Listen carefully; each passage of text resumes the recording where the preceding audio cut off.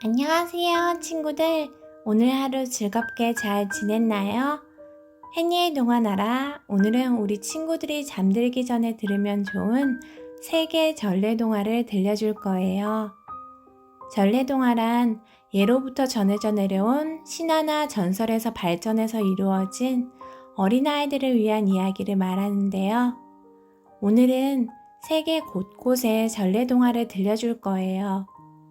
그럼 해니가 우리 친구들 잠 잘 들 수 있게 세계 전래동화 들려드릴게요. 그리스 전래동화 12다리 준 항아리. 옛날에 가난한 과부가 아이 5을 데리고 살았어. 과부는 일주일에 한 번씩 이웃에 있는 부잣집에 가서 빵을 반죽해 주었어. 그리고 집에 돌아오면 손에 묻은 밀가루 반죽을 물에 씻은 다음 그 물로 끓인 죽을 아이들에게 먹였어. 과부의 아이들은 멀건 밀가루죽만 먹었지만 달덩이처럼 포동포동했어. 반대로 부잣집 아이들은 온갖 맛난 음식을 먹어도 빼빼 말랐지. 부잣집 마나님이 속이 상해서 친구에게 이야기를 했더니 친구가 이렇게 말하는 거야. 그 과부가 좋은 운을 손에 묻혀서 가나 보다. 그래서 부잣집 마나님은 과부에게 손을 씻고 가게 했어. 과부가 울며 집으로 돌아오자 깨끗한 엄마 손을 본 아이들도 함께 울었지. 과부는 마른 빵 한 덩이를 구해서 아이들에게 나눠주었어. 그날 밤 과부는 밖으로 나가 한참을 걸었어. 언덕 위에 불빛이 반짝이는 걸 보고 그리로 갔지. 언덕 위 천막에는 12 젊은이가 앉아 있었어. 젊은이들은 과부의 형편을 물었어.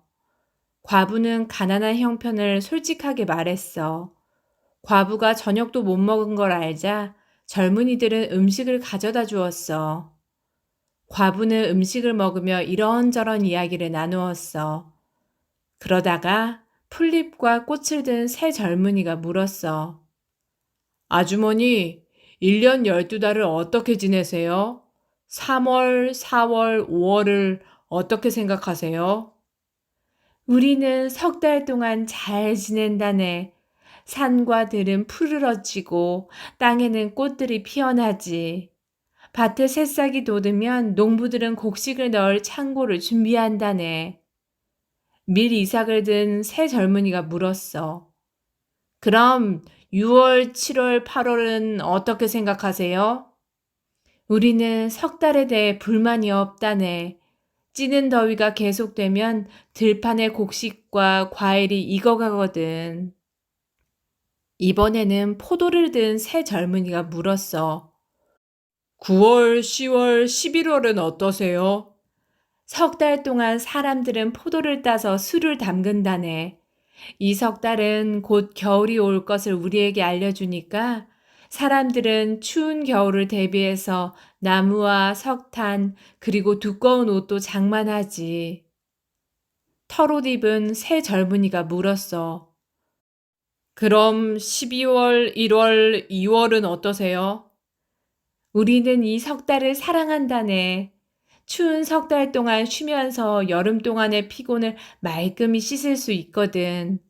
게다가 겨울에 내린 눈비는 땅을 기름지게 만들지.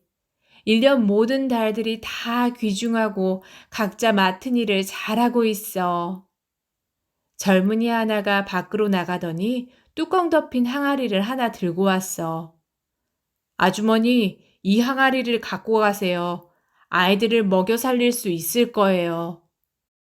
동틀 무렵 과부는 집에 돌아왔어. 과부가 항아리를 엎자 금돈이 쏟아졌어. 과부는 빵과 치즈를 사다가 아이들과 배불리 먹었어. 그리고 밀 한 자루를 사서 가루로 빻고 반죽한 다음 빵집에 가서 빵을 구웠어. 과부는 빵을 메고 돌아가다 부잣집 마나님을 만났어. 부잣집 마나님은 과부에게 시시콜콜 캐물었지. 부잣집 마나님도 12 젊은이들을 만나보기로 마음먹었어. 그날 밤 부잣집 마나님은 12달이 있는 천막으로 갔어. 잘 오셨어요. 어떻게 여기까지 오셨어요? 젊은이가 묻자 부잣집 마나님이 대답했어. 나는 가난한 여자라네. 자네들 도움이 필요해. 아, 그러세요? 음식을 드릴까요? 필요 없네. 저녁을 많이 먹어 배부르다네. 잘 되었네요. 그런데 어떻게 지내시는지요? 말도 말게 죽지 못해 살고 있다네. 그러자 12 젊은이가 다시 물었어. 1년 12달을 어떻게 지내세요? 한 달도 편안하게 지나가는 달이 없다네. 8월이 되어 더위에 익숙해지면 9월, 10월, 11월이 와서 추워진다네. 그 다음에 엄청 추운 12월, 1월, 2월이 오지. 3월, 4월, 5월은 여름이 다 되도록 춥다가 6월, 7월, 8월은 또 어찌나 더운지 12달 때문에 우리는 평생 고생한다네. 12 젊은이는 잠자코 있었어. 그러다가 젊은이 하나가 밖으로 나가 뚜껑 덮인 항아리 하나를 가져왔어. 아주머니, 아무도 없는 방에서 혼자 열어보세요. 부잣집 마나님은 집에 돌아와 항아리를 엎었어. 그랬더니 온갖 뱀이 꾸역꾸역 나와서 부잣집 마나님을 날름날름 잡아먹었대. 칠레 전래동화 마법으로 가득 찬 이 세상.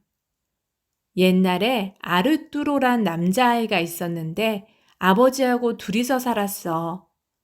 아버지는 가난했지만 늘 이렇게 말했지.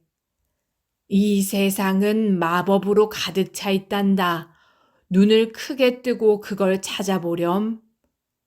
아르뚜로가 10살 때 아버지마저 돌아가시자 아르뚜로는 부자 농부의 일꾼이 되었어. 아르뚜로는 늘 즐겁게 열심히 일했어. 눈을 크게 뜨고 마법을 찾아봐요. 이렇게 아르뚜로가 일꾼들에게 말하면 일꾼 호르헤는 아르뚜로를 노려보곤 했어. 호르헤는 아르뚜로가 싫어서 쫓아내려고 꾀를 냈지. 어느 날 호르헤는 염소 우리에 우유를 잔뜩 쏟았어. 우유가 쏟아진 걸 보고 농부가 물었지. 아르뚜로, 이거 누가 그런 거야? 어서 말해! 아르뚜로는 잠자코 고개를 저었어.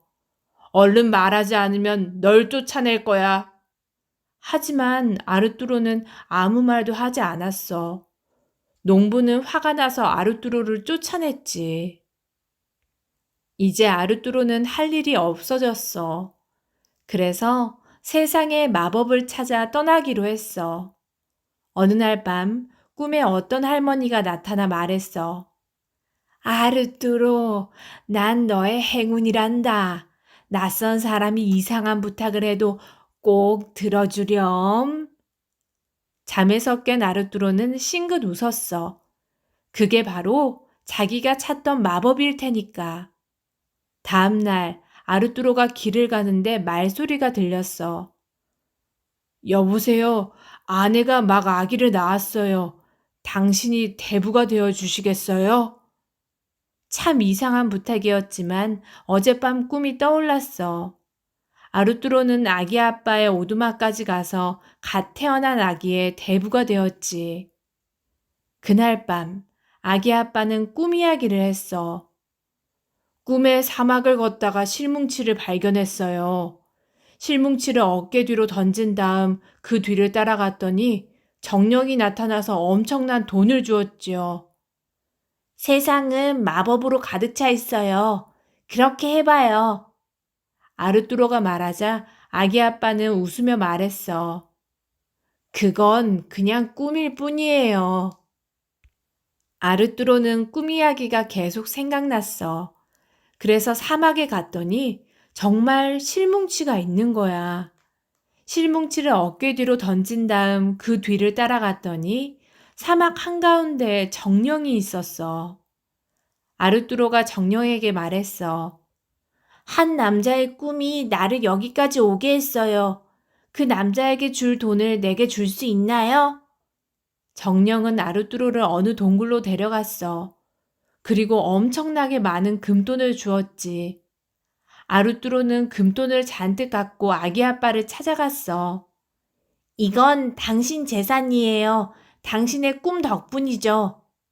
아르뚜로의 말에 아기 아빠와 엄마는 무척 기뻐하며 말했어. 당신이 찾아가지 않았으면 아무것도 없을 거예요. 아르뚜로, 절반을 가지세요. 아르뚜로는 이제 부자가 되었어. 그래도 아르뚜로는 여행을 계속했어. 가는 곳마다 재산을 나눠주며 이야기했지. 눈을 크게 뜨고 이 세상의 마법을 찾아보라고 말이야. 베트남 전래동화 비를 내리게 한 두꺼비. 옛날에 3년 동안 비가 한 방울도 내리지 않자 동물들이 모두 모여 회의를 했어. 동물들은 동물 대표를 하늘의 천체에게 보내서 비를 내려달라고 하기로 결정했지. 동물들은 민첩하고 영리한 토끼를 대표로 뽑았어. 하지만 토끼는 사양하며 두꺼비를 추천했어. 두꺼비가 대담하고 지혜롭다면서 말이야. 동물들은 두꺼비에게 대표가 되어달라고 부탁했어. 동물 대표가 된 두꺼비는 여우와 곰, 호랑이에게 같이 가자고 했어.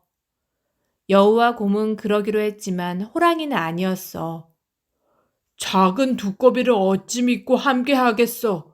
멀리뛰기 시합에서 나를 이기면 따라가지. 호랑이는 이렇게 말하고 연못을 훌쩍 뛰어넘었어. 그리고 으르렁 하고 울었지. 그 옆에서 두꺼비도 나 여기 있다 라고 외쳤어. 호랑이는 그 소리를 듣고 다시 연못을 건너뛰었어. 그런데 두꺼비가 자기보다 더 먼 곳에 앉아있지 뭐야? 사실 두꺼비는 호랑이 몰래 호랑이 꼬리에 매달려 왔다 갔다 한 거였지. 호랑이는 자기가 졌다는 걸 인정하지 못했어. 나는 동물의 왕이야. 두꺼비 내가 어떻게 날 이겨? 그러고는 입을 벌려 온갖 짐승의 털을 뱉었어. 자기가 잡아먹은 짐승들의 털이었지. 그러자 두꺼비도 입을 벌려 털을 잔뜩 뱉었는데 그건 바로 호랑이 털이었어. 아까 호랑이 꼬리를 물고 오가느라고 호랑이 털을 잔뜩 삼켰거든. 호랑이는 깜짝 놀라 두꺼비 말대로 하기로 했어. 두꺼비는 여우, 곰, 호랑이와 함께 길을 떠났어. 드디어 두꺼비 일행이 하늘궁전에 도착했어. 두꺼비는 여우, 곰, 호랑이를 숨게 하고 궁전 앞에 있는 북을 둥둥 쳤어. 북소리를 듣고 천신이 나와 물었어. 무슨 일로 왔느냐? 천재를 뵈러 왔소. 천신은 천재에게 두꺼비가 북을 쳤다고 전했어. 화가 난 천재는 말했어. 고작 두꺼비라고 하늘달글 보내 쫓아내라. 하늘궁전에서 하늘달기 나오자 숨어있던 여우가 뛰어나와 물어 죽였어. 그러자 천재는 하늘개를 내보냈어. 이번에는 곰이 하늘개를 밟아 죽였어. 마지막으로 천재는 하늘군사를 내보냈어. 그러자 호랑이가 갈기갈기 찢어 죽였지. 천재는 작은 두꺼비가 두려워져서 궁전 안으로 불러들였어. 무슨 일로 여기까지 왔느냐? 전제시여, 땅에 큰 가뭄이 들었는데 어찌 모르시오? 알고 보니 비의 신인 용이 게으르게 잠만 자는 바람에 생긴 일이었어. 천재는 용에게 비를 내리게 하고 두꺼비에게 말했어. 용이 다시 게으름을 부리면 크게 소리를 질러주오. 그러면 곧 비를 내리겠소. 두꺼비는 천재의 신임을 받게 되어 누구도 감히 두꺼비를 건드리지 않게 되었어. 지금도 베트남 사람들은 두꺼비가 울면 곧 비가 올 거라고 생각한대. 이탈리아 전래동화 지혜로운 소녀 카테리나. 한 농부가 포도밭에서 황금절구를 발견했어. 농부는 왕에게 황금절구를 바치면 큰 상을 받을 거라고 생각했지. 하지만 딸 카테리나가 말했어. 왕은 황금절구를 보고 뭔가 모자란다고 할 거예요. 농부가 황금절구를 바치자 왕이 말했어. 그런데 절굿공이는 어디 있느냐? 농부는 자기 이마를 치며 말했어. 아이쿠, 그 애가 말한 그대로네. 그게 무슨 말이냐? 농부는 카테리나가 한 말을 왕에게 전했어. 그래, 내 딸이 꽤 똑똑하구나. 자, 이 삼실로 한 부대의 병사들의 입을 옷을 만들라고 전해라. 농부는 겨우 삼실 한 꾸러미만 갖고 돌아왔어. 왕의 말을 전해들은 카테리나는 삼실을 흔들었어. 그러자 가시 3개가 나왔지. 카테리나는 농부에게 가시를 주며 말했어. 제게 배틀이 없으니 이 가시로 배틀을 만들어주시면 병사들의 옷을 짜겠다고 전하세요. 농부의 말을 듣고 왕은 말했어. 내 딸은 정말 똑똑하구나. 직접 보고 싶으니 궁전으로 보내라. 단, 옷을 입어도 벗어도 안 되고 밥을 먹어도 굶어도 안 되며 낮에 와도 밤에 와도 안 되고 걸어와도 짐승을 타고 와도 안 된다. 그렇지 않으면 너희 둘 다 죽을 것이다. 농부는 벌벌 떨면서 집으로 돌아왔어. 왕이 한 말을 듣더니 카테리나는 그물을 구해달라고 했어. 다음 날 동트기 전에 카테리나는 집을 나섰어. 몸에 그물을 걸치고 동물이 먹는 루핀풀을 먹으며 염소에 올라탄 채 한쪽 발은 땅을 디디며 말이야. 날이 밝을 무렵 카테리나는 궁전에 도착했지. 왕은 그 모습을 보고 웃음을 참으며 말했어. 카테리나, 너를 왕비로 삼으마. 단 내 일에 절대 간섭하지 말아야 한다. 네, 약속하지요. 카테리나는 왕과 결혼하여 왕비가 되었어. 어느 날 한 농부가 새끼뱀 암소를 팔러 시장에 왔는데 마침 외양간이 꽉 차서 다른 사람의 마차에 암소를 묶어두었지. 그런데 암소가 그날 밤 송아지를 낳았지 뭐야. 다음날 아침 농부가 암소와 송아지를 몰고 가자 그 모습을 본 마차 주인이 농부에게 송아지를 내놓으라고 했어. 두 사람은 말다툼을 하다가 왕에게 왔어. 왕은 두 사람의 말을 듣고 이렇게 말했어. 송아지는 마차 주인의 것이다. 농부는 왕비를 찾아가 울면서 사정을 말했어. 왕비는 농부가 하도 딱해서 방법을 일러주었어. 농부는 왕비가 말한 대로 물이 마른 호수에 가서 그물로 고기 잡는 신용을 했어. 마침 지나가던 왕이 농부를 보고 물었어. 물도 없는 데서 어떻게 물고기를 잡느냐? 그러자 농부가 대답했어. 마차가 송아지를 낳으니 물 없는 곳에서도 물고기를 잡을 수 있겠지요. 그 이야기를 들은 왕은 다시 판결을 내렸어. 마차 주인은 송아지를 농부에게 돌려주어라. 궁전으로 돌아온 왕은 카테리나에게 말했어. 내 일에 간섭하지 말라고 했는데 당신은 그걸 어겼소. 궁전에서 가장 좋아하는 것 하나를 갖고 오늘 저녁 당신 집으로 돌아가시오. 그러자 카테리나가 공손히 말했어. 그렇게 하겠습니다. 다만 밤에 떠나면 모양새가 좋지 않으니 내일 떠나도록 해주세요. 그렇게 하오. 마지막으로 만찬을 함께 합시다.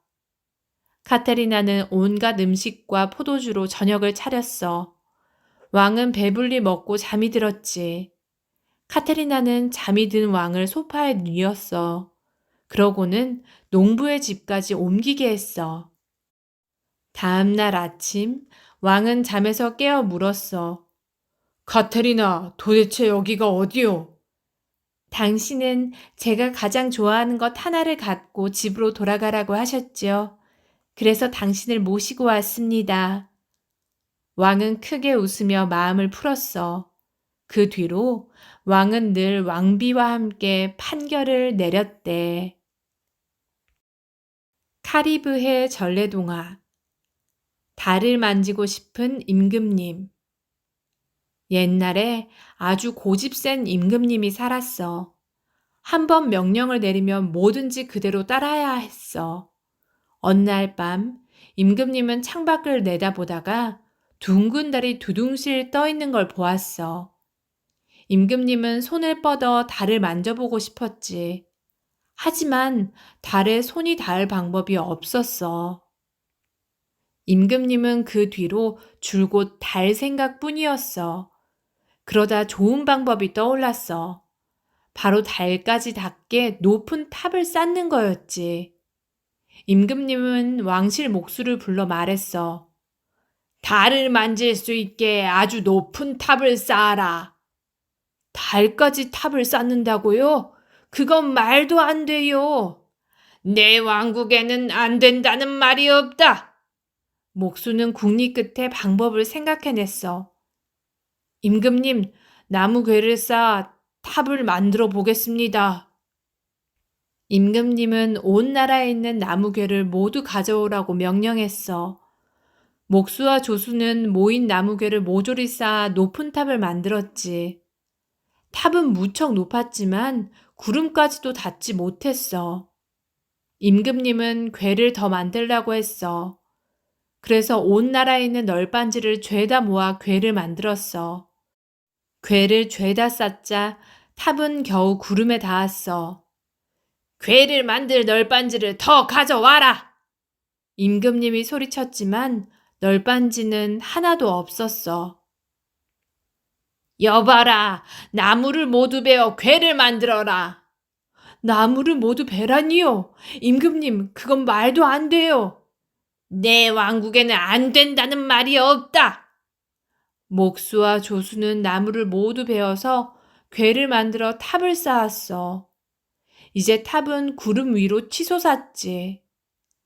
이제 탑에 올라가 달을 만져봐야지. 임금님은 기뻐하며 탑에 올라갔어. 그런데 탑 꼭대기에서도 여전히 달에 손이 닿지 않았어. 임금님은 아래를 보고 소리쳤어. 나무괴 한 개만 더 가져와! 그러나 남아있는 괴가 하나도 없었어. 목수가 소리쳤어. 임금님, 괴가 없습니다. 그럼 바닥에서 괴를 하나 빼서 가져와! 임금님, 그건 말도 안 돼요. 내 말이 안 들리느냐? 내 왕국에는 안 된다는 말이 없다!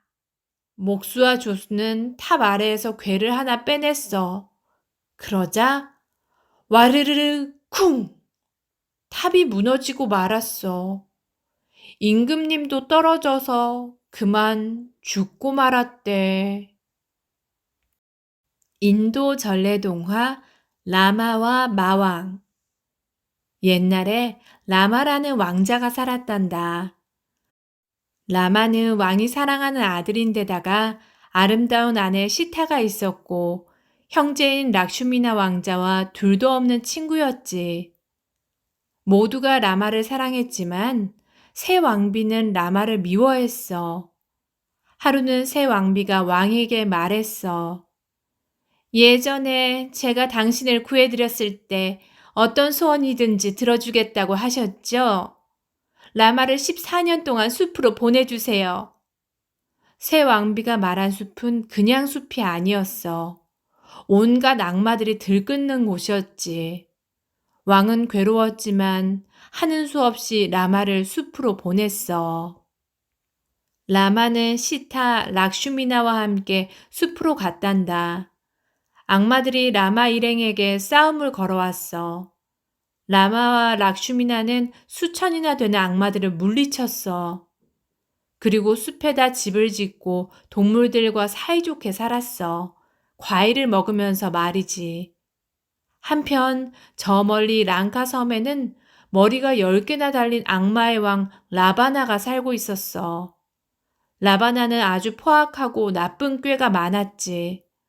라바나는 라마가 숲속의 악마를 모두 물리쳤다는 소문을 듣고는 라마를 없애려고 숲으로 갔어. 그런데 라바나는 아름다운 시타를 보자 한눈에 반해 랑카 섬으로 데려가 아내로 삼으려고 했어. 그래서 억지로 시타를 잡아서 데려가려고 했지.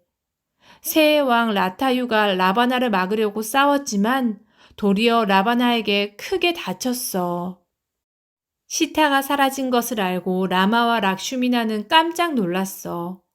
라타유는 죽기 직전에 숨을 몰아쉬며 라마와 락슈미나에게 이야기했어. 마왕 라바나가 시타를 데리고 갔다오. 라마와 락슈미나는 시타를 구하기 위해 원숭이 섬의 대장 하누만을 찾아갔어. 라바나가 워낙 강해서 둘이서는 이기기가 어려웠거든. 하누만은 선선히 라마를 돕기로 했어. 하누만의 원숭이 군대는 7날의 낮과 밤을 일해서 바다를 가로지르는 다리를 만들었어. 인도에서 랑카섬까지 연결되는 다리였지. 라마와 락슈미나 그리고 하누만은 군대를 이끌고 다리를 건너서 랑카섬으로 쳐들어갔어. 그런데 다리를 건너자마자 커다란 악마 군대와 맞닥뜨렸지. 원숭이 군대는 악마 군대와 용감히 싸웠어. 라마도 라바나와 맞서 씩씩하게 싸웠지. 하지만 10개나 되는 라바나의 머리는 칼로 자르는 족족 다시 생겨났어. 그러자 라마는 라바나에게 마법 화살을 쏘았고 마법 화살은 라바나의 심장에 팍 꽂혔어. 라바나가 죽자 악마 군대는 뿔뿔이 흩어졌어. 마침내 라마와 락슈미나는 시타를 구했어. 이제 라마 일행은 왕궁으로 돌아가기로 했어. 그런데 왕궁에 와보니 왕은 이미 세상을 떠난 뒤였지. 왕은 사랑하는 아들 라마와 락슈미나를 못 보게 되자 너무나도 슬퍼서 죽고 만 거야. 라마 일행이 돌아오자 온 나라가 기뻐하며 1달 동안이나 잔치를 벌였어. 라마는 왕이 되고 시타는 왕비가 되어 나라를 평화롭게 잘 다스렸단다. 핀란드 전래동화 생쥐 공주. 어느 날 아버지가 2 아들에게 말했어. 너희들도 장가갈 나이가 되었구나. 나무를 자른 다음 나무가 쓰러진 방향으로 가서 신부를 찾아오렴. 2 아들은 나무를 잘랐어. 형이 자른 나무는 농장을 가리켰어. 형은 그곳에 사는 아가씨를 만나러 달려갔어. 동생인 미코가 자른 나무는 숲을 가리켰어. 미코는 숲을 향해 걷기 시작했어. 숲 한가운데 작은 집이 있었어. 그렇지만 텅 비어 있었지. 미코는 나무 아래 앉아 중얼거렸어. 아무도 없으니 어디서 신부를 찾지? 걱정 말아요. 내가 신부가 되어줄게요. 어디선가 작은 소리가 들렸어. 미코가 주변을 살펴보니 작은 생쥐가 있지 뭐야? 말도 안 돼. 어떻게 생쥐하고 결혼을 해? 미코가 깜짝 놀라 말했어. 그러자 생쥐는 커다란 눈을 반짝반짝 빛내며 미코에게 멋진 노래를 불러주었어. 그 모습을 보자 미코는 생쥐가 좋아졌지. 미코가 집에 돌아와 보니 형은 아버지에게 신부감을 자랑하고 있었어.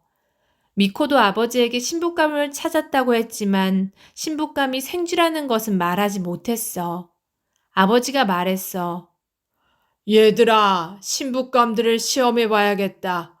오리 가는 모시 옷감을 짜게 하렴. 다음 날 미코는 생쥐에게 가서 이야기를 했어. 걱정 말아요. 모두 잘 될 테니까요. 미코가 한숨 자는 사이에 생쥐는 모시 옷감을 짰어. 그리고 옷감을 잘 접어서 호두 껍데기 속에 넣었지. 미코가 잠에서 깨자 생쥐는 호두 껍데기를 주었어.